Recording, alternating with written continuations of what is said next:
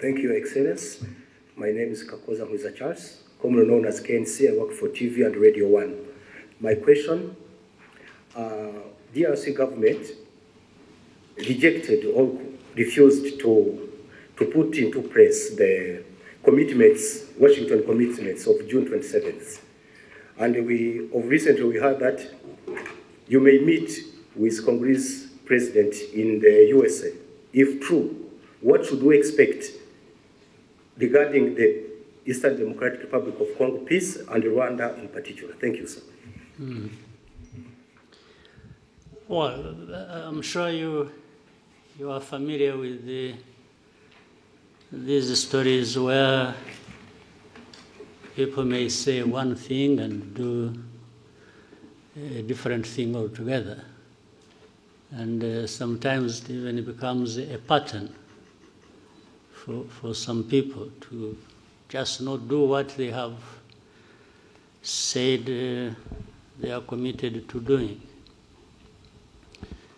And that is a characteristic of the situation you have with the DRC.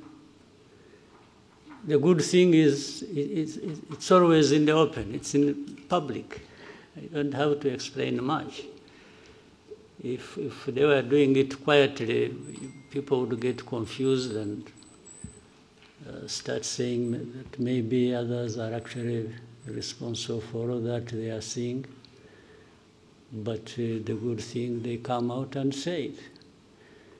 They agree one thing in Washington or even in Doha, and that is made public. Then the next day or week, someone says, no, we are not going to do this and this until something else is done. And even when what they are referring to has also been under discussion. And whether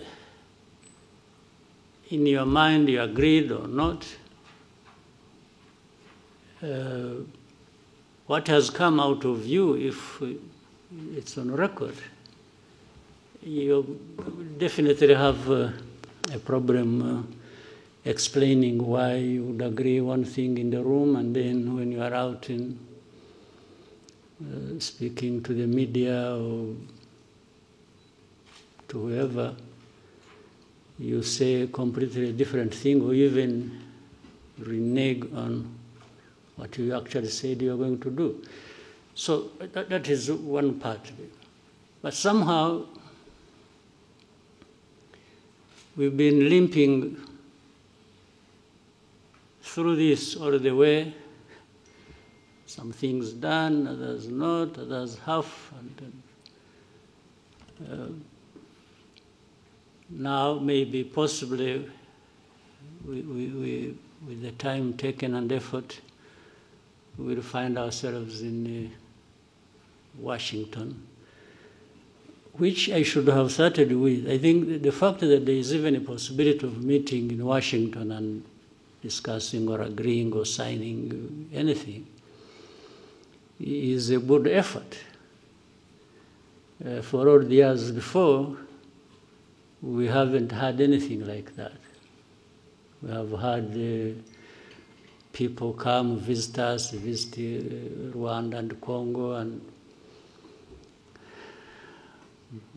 rush to the UN and the Security Council and make decisions and make announcements and pass resolutions. That's why in the first years we spent a lot of time on that without really having anything tangible in place. I think this process or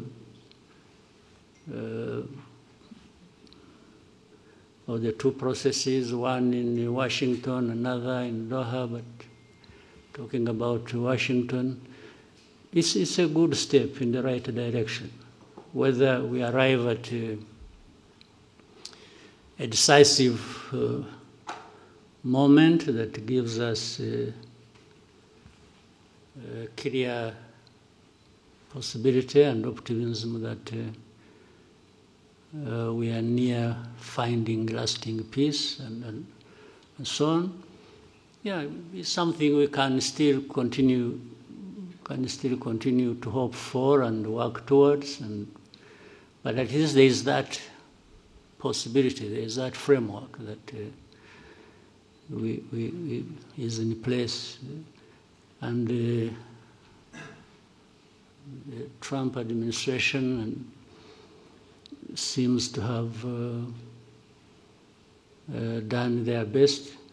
You know, some of these processes will not work, not just because we are meeting in Washington or the powerful United States is involved. Yes, they have a big role to play. It's what I was praising them for, having made a huge effort. But until those people concerned directly, they themselves want and commit to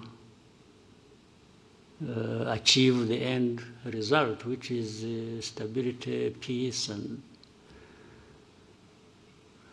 security for all that needed, even the most powerful will remain wondering which way to go, or frustrated, if you will.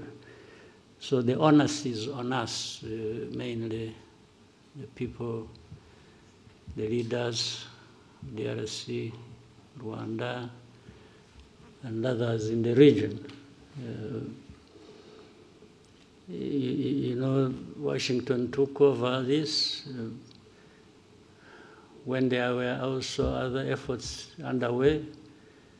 I'm sure maybe one of you will be asking, or you yourself had it on mind but didn't raise it. You would be asking, what is the East African SADC process? Because they were there. Or the AU, or whatever. That speaks volumes. And the reality is the knot is tied in one place. These problems are happening in Congo, but it seems the leaders don't care or don't know, or they have refused to take responsibility. They just keep daydreaming and talking about all kinds of things, and whenever they've gone all places, the only thing they know how is to keep asking sanctions for Rwanda, sanctions for Rwanda. Okay, but if you sanction Rwanda, how does it solve your problem? How does it solve your mismanagement of your country affairs? How does it give citizenship rights to the people who have been complaining for decades and have had to take arms and fight you? How does it solve the problem of you having to import mercenaries to come and fight for you? How does it do that? I mean, you know, people should really see things for what they are, and you may hear so many stories about different things, but you also have the ability to see through all that and make your own judgment. So, summary of so much I have said, I'm always optimistic. I always hope there is a chance another day and the following day. But I remain prepared to take care of the business I have to take care of.